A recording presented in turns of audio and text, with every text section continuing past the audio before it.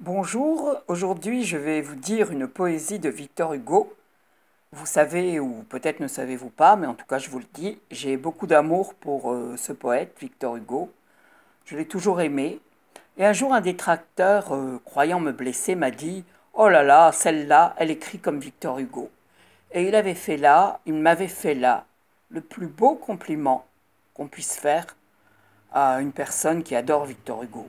Donc je vais vous dire aujourd'hui cette poésie qui s'appelle Les pauvres gens. Elle est longue, je peux vous la dire tout en entier, mais le problème c'est que je filme avec mon mobile et que j'ai peu d'espace. Donc arrivé à un moment donné, une dizaine de minutes, une quinzaine de minutes, je devrais couper et je recommencerai une prochaine fois. Les pauvres gens. Il est nuit. La cabane est pauvre, mais bien close. Le logis est plein d'ombre et l'on sent quelque chose qui rayonne à travers ce crépuscule obscur. Des filets de pêcheurs sont accrochés au mur. Au fond, dans l'encoignure où quelque humble vaisselle aux planches d'un bahut vaguement étincelle, on distingue un grand lit aux longs rideaux tombants.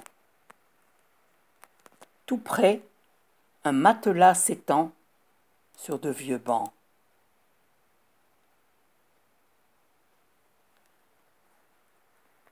Et 5 petits enfants, ni dames, y sommeillent. La haute cheminée où quelques flammes veillent rougit le plafond sombre, et le front sur le lit, une femme à genoux prie, et songe, et pâlit. C'est la mère, elle est seule, et dehors blanc d'écume, au ciel, au vent, au roc, à la nuit, à la brume, le sinistre océan jette son noir sanglot. L'homme est en mer. Depuis l'enfance matelot, il livre au hasard sombre une rude bataille. Pluie ou bourrasque, il faut qu'il sorte, il faut qu'il aille, car les petits enfants ont faim. Ils partent le soir quand l'eau profonde monte aux marches du musoir. Il gouverne à lui seul sa barque à 4 voiles. La femme est au logis, cousant les vieilles toiles, remaillant les filets, préparant l'hameçon, surveillant l'âtre où bout la soupe de poisson. Puis, priant Dieu sitôt que les 5 enfants dorment, lui, seul, battu des flots qui toujours se reforment, s'en va dans l'abîme et s'en va dans la nuit. Dur labeur, tout est noir, tout est froid, rien ne luit. Dans les brisants parmi les lames en démence, l'endroit bon à la pêche, et, sur la mer immense, le lieu mobile, obscur, capricieux, changeant, où se plaît le poisson aux nageoires d'argent. Ce n'est qu'un point, c'est grand 2 fois comme la chambre.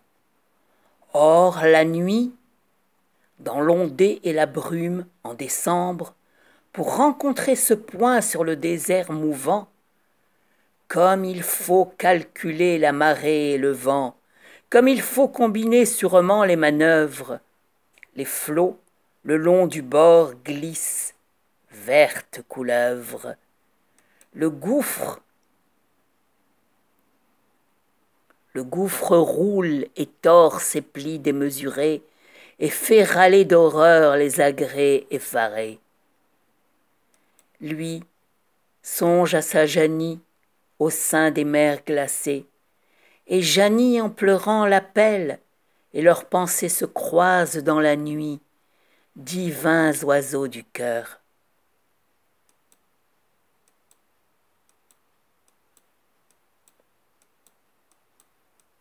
Elle prie, et la mauve aux cris rauques et moqueurs l'importune, et parmi les écueils en décombre, l'océan l'épouvante, et toutes sortes d'ombres passent dans son esprit. La mer, les matelots emportés à travers la colère des flots, et dans sa gaine ainsi que le sang dans l'artère, la froide horloge bat, jetant dans le mystère goutte à goutte le temps, saison, printemps, hiver, et chaque battement dans l'énorme univers ouvre aux âmes et sein d'autour et de colombes, d'un côté les berceaux et de l'autre les tombes. Elle songe, elle rêve, et tant de pauvreté, ces petits vont pieds nus, l'hiver comme l'été. Pas de pain de froment, on mange du pain d'orge. Ô Dieu! Le vent rugit comme un soufflet de forge.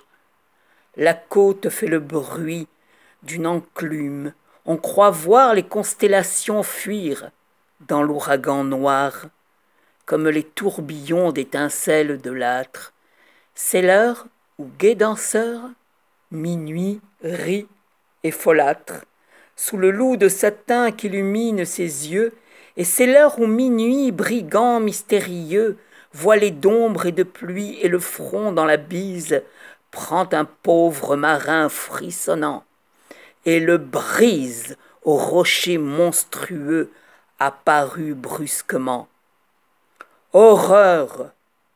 L'homme dont l'onde éteint le hurlement, sans fondre et s'enfoncer le bâtiment qui plonge. Il sent s'ouvrir sous lui l'ombre et l'abîme et songe au vieil anneau de fer du quai plein de soleil. Ces mornes visions troublent son cœur, pareil à la nuit. Elle tremble et pleure. Ô pauvre femme de pécheur, c'est affreux de se dire mes âmes, père, amant, frère, fils, tout ce que j'ai de chair. C'est là, dans ce chaos, mon cœur, mon sang, ma chair. Ciel, être en proie aux flots, c'est être en proie aux bêtes. Oh, songez que l'eau joue avec toutes ces têtes, depuis le mousse enfant jusqu'au mari patron, et que le vent hagard soufflant dans son clairon dénoue au-dessus d'eux sa longue et folle tresse, et que peut-être ils sont à cette heure en détresse, et qu'on ne sait jamais au juste ce qu'ils font, et que, pour tenir tête à cette mer sans fond, à tous ces gouffres d'ombre où ne luit nulle étoile, ils n'ont qu'un bout de planche avec un bout de toile. Souci lugubre, on court à travers les galets, le flot monte, on lui parle, on crie « Oh, rends-nous-les !» Mais hélas, que veut-on que dise à la pensée toujours sombre, la mer toujours bouleversée?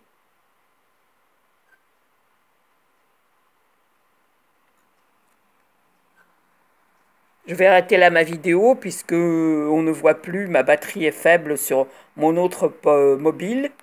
Mais je vous dirai un peu plus tard ou peut-être demain la continuité de cette poésie qui est tout à fait merveilleuse. Bonne journée à tous.